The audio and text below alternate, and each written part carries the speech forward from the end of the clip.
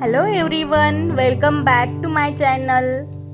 आज आपण बघणार आहोत पालक खिचडी. तर ही पालक खिचडी बनवण्यासाठी इथं मी अर्धी पेंडी पालक निवडून घेतली आहे. ती स्वच्छ धुवून घेतली आहे आणि गॅसवर कढई ठेवून त्यामध्ये ही पालक टाकून घेतली आणि त्यामध्ये पाणी टाकून घेतलं आहे. आणि पालकचा कलर चेंज होऊ नये यासाठी मी हळद टाकून घेतली आहे आणि थोडं मिक्स करून घेऊन त्यावरती झाकण ठेवून ही पालक आपण वाफवून घेणार आहे. तर दुसरीकडे इथे मी 2 वाटी राईस घेतला आहे आणि 1 वाटी मूग डाळ घेतली आहे. तर ही स्वच्छ धुवून घेणार आहे.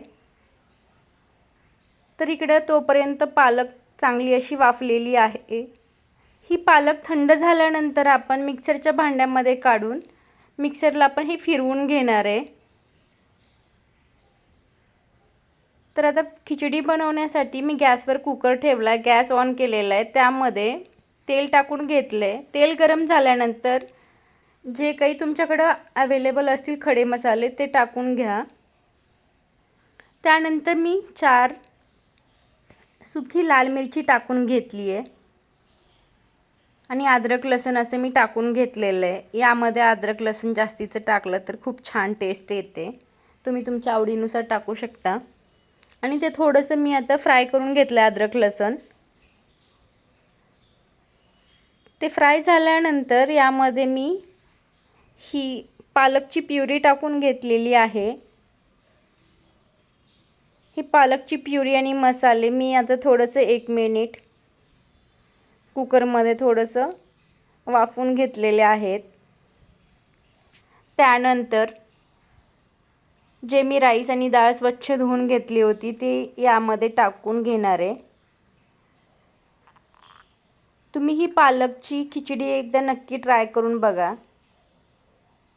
छोट्यापासून मोठ्यांना सगळ्यांनाच ही खिचडी खूप आवडेल.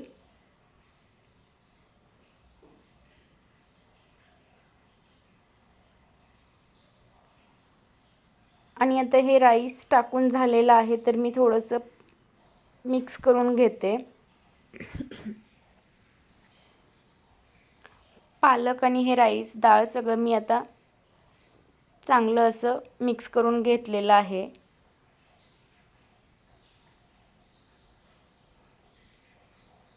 तर यामध्ये मी म्हणजे नॉर्मलच असं पाणी टाकलेलं आहे, ना गरम आहे ना कोमट आहे, नॉर्मलच पाणी आहे आपलं. तर पाणी टाकून झाल्यानंतर यामध्ये हळद आणि मीठ टेस्टनुसार टाकून घेतलेलं आहे. थोडं मीठ मिक्स होण्यासाठी मी चमच्याने यामध्ये फिरवून घेतले आणि कट केलेली अशी फ्रेश कोथिंबीर मी टाकून घेतली आहे.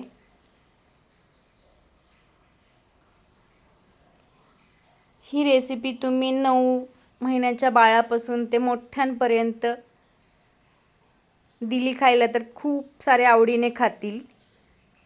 तर यामध्ये थोडंसं मी तूप टाकून घेते. तूप टाकल्यामुळे खिचडीला खूप वेगळी चव येते. तर आता आपण हे बघा, ही खिचडी अशी चांगली बनतीये. ही खिचडी इकडं बनतीये तोपर्यंत मी दुसरीकडं यासोबत खाण्यासाठी कढी करून घेतली आहे. ही रेसिपी एकदा नक्की ट्राय करून बघा.